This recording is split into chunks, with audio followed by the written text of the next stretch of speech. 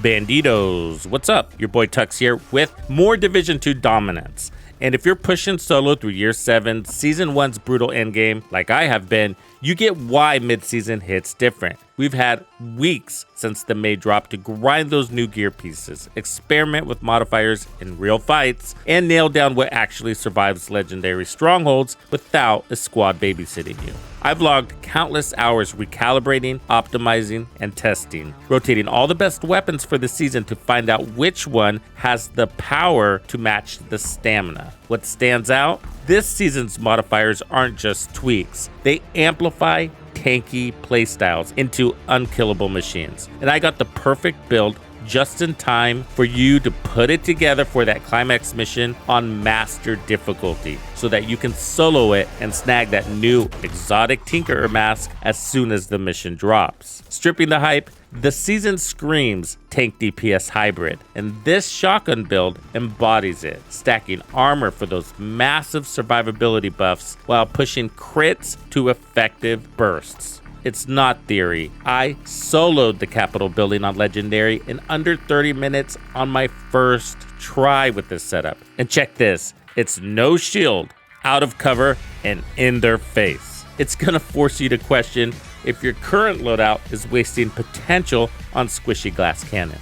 Let's dive straight into the best, strongest build that's gonna let you solo anything. Let's do this. Wait, did we just become best friends? So nice to meet you. I think you're cool. Piece of shit wristwatch. If you've been following along my journey this season, then you've probably have seen a couple of other shotgun builds that I put out that are also really good. Those were configured for team. This one has been optimized for solo gameplay. The biggest change being the backpack. Let's get into the details. I'm running a double shotgun setup. I will showcase a little bit of gameplay where the Backfire exotic also works wonderful with this. This particular shotgun, the Thorn, is very strong and adds the punch to match the stamina on the build. It hits really hard. Add as much expertise as you can. It's about perfect brazen. So receive 3.5% amplified damage on the next shot with the weapon for each pellet that hits the target. If at least 4 pellets hit, you're mostly going center mass. Killing an enemy will provide an additional 8% amplified damage on the next shot. Amplified damage is the best kind of damage. And the Sweet Dreams exotic, this is just to get a critical veteran or normie target out of the way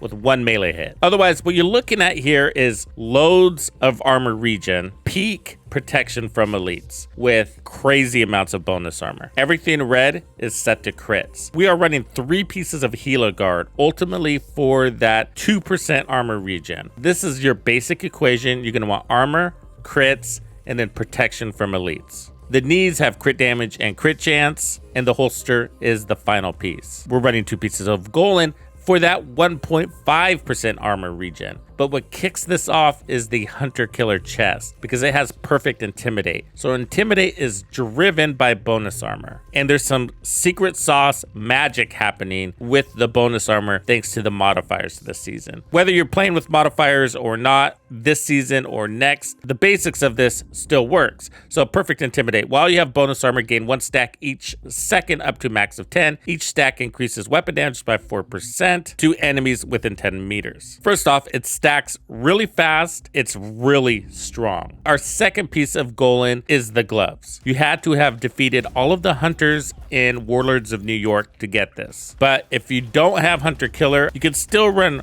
regular Intimidate on a Golan chest piece to assemble the exact same build, or you can run 1 piece of Bellstone and then 1 piece of the Murakami knee pads. The named ones, they're called the Emperor's Guard. These will actually net you 0.5% more armor regen, but you're gonna get skill duration, which you don't really need at the cost of crit chance. Those are really small details and won't really make a difference on how the build is performing. So the source of the bonus armor and really good bonus armor is coming from the Memento. All of the other shotgun builds I created this season, I was using the Adrenaline Rush backpack, which is really good for Legendary because it doesn't require a kill and it auto refreshes. This has kill confirmed, so your bonus armor is gonna come from your first kill, and you're gonna get 10% bonus armor per blue core, so that's 60% bonus armor. You're running 2 million in armor, so 1.2 million in bonus armor from a single kill. That's ridiculous. So the other thing is that on the long-term buffs, you're going to get 3% armor regen when you have 30 memento trophies stacked. That pushes you to 6.5% armor regen.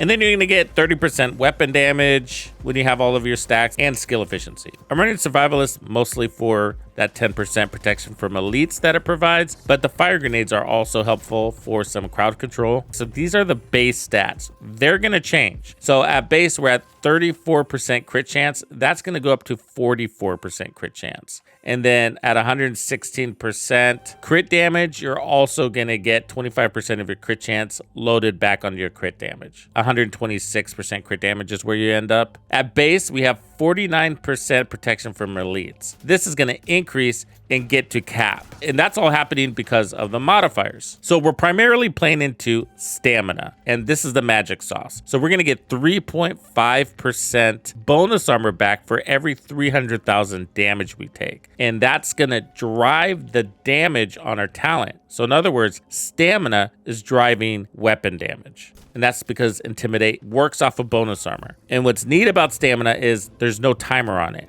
So you earn it, and the only way to get rid of it is if the enemy takes it away. As they're trying to take it away, they're giving you more bonus armor because bonus armor receives damage too. So the bonus armor is giving more bonus armor. And the protection from elites diminishes their punches, making that bonus armor last even longer. For the active modifier, I'm running Tech Link. This is in case of emergencies, like they took you down and you used your Reviver Hive, so you can use this to get your Reviver Hive instantly back. Otherwise, avoid using your active modifier, because what you want to do is earn all of your tiers in firearms, stamina, and electronics, and from there just hold. By doing that, you're going to get 10% crit chance, and you're going to be running with a decrease in cooldowns at 22.5%. Passive modifiers, we're going to get more crit damage based off of our crit chance. This one's really cool. So multitasker, we're actually going to get more weapon damage, we're going to get more armor, and we're going to get an additional skill tier, which is helpful for that decoy. Finally,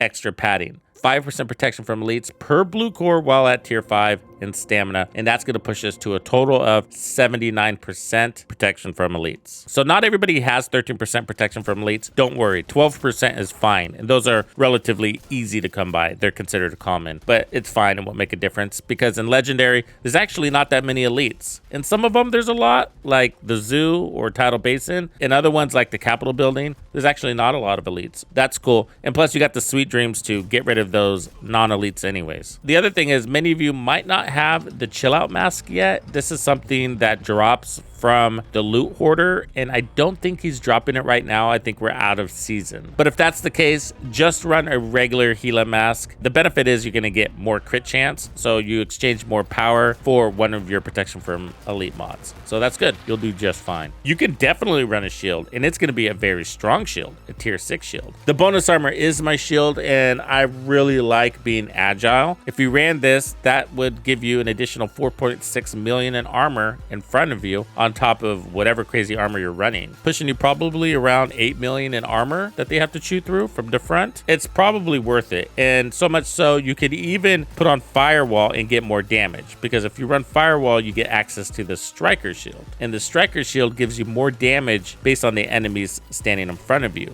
usually 13% per enemy, and that adds up considerably. But I felt really good about the power on this build, so I didn't really feel like I needed any more power, but more power is great, right? Look, I know this is another shotgun build, like the third one for the season, but I had to give it to you because this is the build that I'm going to be using to solo master difficulty. It's a beast, and I imagine it's going to destroy that game mode unless we get some sort of aerial drone or something like that I got to take out. Then you're gonna have to think of a better secondary weapon, but with the crits that we have, I think it'll do just fine. If we have to do things from range, then Obliterate is what we're gonna want, but the build is still workable. Okay, real quick, as promised, I wanted to show you that if you didn't want to run shotguns, because maybe they're not your favorite thing, you do lose the Sweet Dreams, but the Backfire works just fine. You don't need to put any hazard protection on the build. You can diminish your hazard protection a little bit by taking off Loaded Up. You really don't need this because you're gonna be so strong. Go ahead and put on Safety First. That's gonna give you 7.5% hazard protection for each stamina core, and then you have your watch. That'll push you to 47.5%